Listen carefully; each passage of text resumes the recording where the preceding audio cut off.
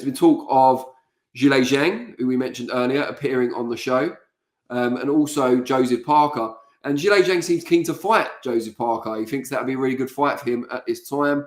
Parker, I think he said something like Parker's really big right now, coming off that win over Wilder. Everyone's talking about him, so it'd be good to fight him. But then, like a day after Zhang made those comments, rumours started to circulate that they'd both be on the card, but against different opposition. There's been a lot of talk about Joe Joyce getting a shot out in Saudi Arabia. You know, I think a lot of people want to see Daniel Dubois back after his great performance against Jarrell Miller at the original Day of Reckoning. So there's been a lot of talk about different people being on the undercard. Ayman, if you could play fantasy matchmaker for a minute, who would you like to see on the card, and who would you like to, what fights, what matchups would you like to make? Yeah, from the names suggested there with Zhang and Parker, if the fight doesn't materialize between those two against each other in the ring, which is a good fighting prospect, you'd have to favour Zhang in the ascendancy in the way he has been, especially beating Joyce, who'd bettered Parker recently. If it's not Zhang and Parker, either fighter, Zhang and Parker, in against Martin Bakole is a good prospect. I know that Martin Bakole very much won the favour of the fans over in Saudi Arabia. Big hulking Martin in that new frame. I know he's now looking to shed some of those excess pounds heading into his next fight. But Martin Bakole is someone over in these shores is very much well respected, and one that we see as boxing fans as needing an opportunity. One against Zhang could materialise, one against Parker could materialise. The other fight that I'd like to see Joseph Parker in specifically, and I believe it's one that he signed for, at least originally, in the outset for his Saudi adventure, when it came to him coming on the card, he'd agreed to fight Daniel Dubois. That didn't materialize, and Dubois fought Miller, and Parker fought Wilder, obviously. Both won those fights. Stick those two in. Parker and Dubois, I think, is a real good fight there between the two fighters. Different clash of styles. One where, again, we'll see Daniel Dubois tested. One where, again, we'll see Daniel Dubois have this significant punch power over Parker. But Parker being that come forward front fighter with a lot of experience in the ring, former world champion, a real good scalp if Daniel Dubois could get it over Parker, and one that will really push him up the rankings there. So those for me are the two fights that stick out. Otherwise, Kabayel seemed to really earn his opportunity. He's kind of been floating around that European level, although his backers and him himself, I believe, don't really need to take unnecessary risks because they don't really need the money. Would the fight against Zhang specifically see itself as one they'd take the risk against because of Zhang's position right now? Would they want to put themselves in that position and fight Zhang and roll the dice there? Maybe not so much for Parker, but for Zhang, I think that might be more of an entertaining prospect. So those are the ones that stick out for me specifically as fights that I'd like to see off the back of the card, on the card, sorry. Otherwise, other heavyweights? Joyce, I don't believe Joyce is targeted for this March card. I think Joyce might be fighting domestically, at least from what I've heard. I think that's to be announced soon. I might be completely wrong there, and my wires will be crossed, but I believe Joyce isn't in the picture right now. I think that's probably the best thing to do. He's not going to fight Zhang again for the third time, although he would love to. I don't think that's going to happen. I don't think Parker, that rematch there, I think Parker would probably take it, but probably want something more. As opposed to looking backwards, we're looking forwards.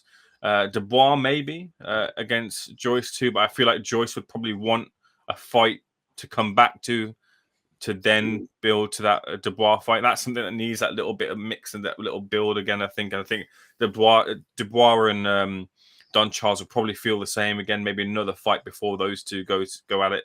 But yeah, that's what sticks out to me at the moment right now.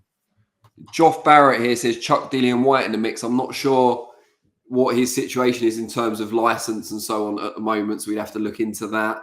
But yeah, I mean, he is missed in the heavyweight division. I was speaking to someone yesterday who was talking about Dillian White against Dubois, Dillian White against it, and going through the late, and they all sounded like entertaining fights, to be fair. Roger Down says if Wilder loses his next fight, he should retire. How about Wilder against Kabayel? We talked about Kabayel there.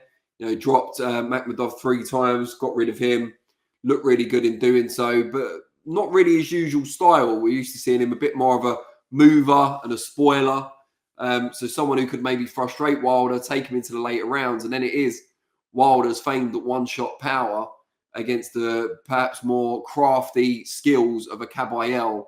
And that's a real crossroads fight. And I think if Wilder loses to someone of the perceived level, at least, of Kabayel at this stage of their careers, then maybe he would consider retirement. But for Kabayel, that could be a win that really launches him forward, because he doesn't have the previous defeats on his record that Joseph Parker has, that people kind of weigh up against that great performance versus Wilder. So maybe Kabayel against Wilder, I'd quite like to see that. Good to see Kabayel finally get his moment to shine after beating Derek Chisora all those many years ago. I'm sure Chisora is probably pitching to get involved in the Saudi shows. He seems to be the big man on campus over in Riyadh at the moment, but hasn't fought on the card yet during Riyadh season. So you've got to imagine he's kind of putting his name forward, and if he has any little private meetings with His Excellency Turki Al Sheikh, you can imagine Derek's pitching to be involved where he can. But yeah, I think there's some good shouts in there. I think the sooner Wilder comes back, the better, because I think if inactivity was part of the reason he lost to Joseph Parker, to have a more active 2024, get straight back on the horse, if you like, it'd be good to see, unless Wilder really does have designs on just securing a bag and then disappearing from the boxing world, sailing off into the sunset. But just to remind you, we have got a poll out. We're asking if you think that Francis Ngannou is more of a risk to Anthony Joshua than Otto Wallin was. Not in light of how the fight played out with Wallin in December, but what you thought before the fight. How much chance do you give Wallin then, and how much chance do you give Ngannou now? Let us know what you think by voting in the poll. But it looks like another great event. And Riyadh season, apparently this will close out Riyadh season, which started back in October with Fury against Ngannou. But is this something, Ayman, you think we're going to see every year now, with this level of depth of fight cards? Oh, definitely. I wonder how things move when, what is it? There's a Jeddah season, isn't there? Like towards the end of the year, I think, or at least events happen in Jeddah as well too. I know the WWE events have happened there beforehand, as have other fights. I've been to one myself. So I was there for Usyk AJ too. So I think this could run throughout the year. But yeah, Riyadh season, sort of like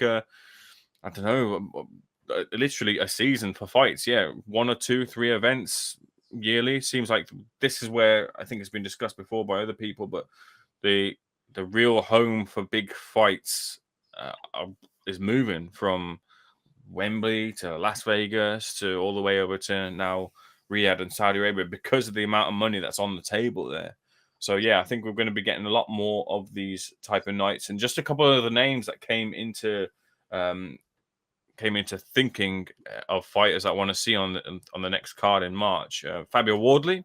I imagine we'll see Fabio Wardley back there, maybe defending his British title, or even the British title behind him and looking to take a step forward. Another fighter who really, really needs a fight after being absent for the last year is Andy Ruiz. And throwing in Andy Ruiz back into the mix could be, a little exciting. It'll bring back to the division. Maybe Otto Wallen be a good fight for him back.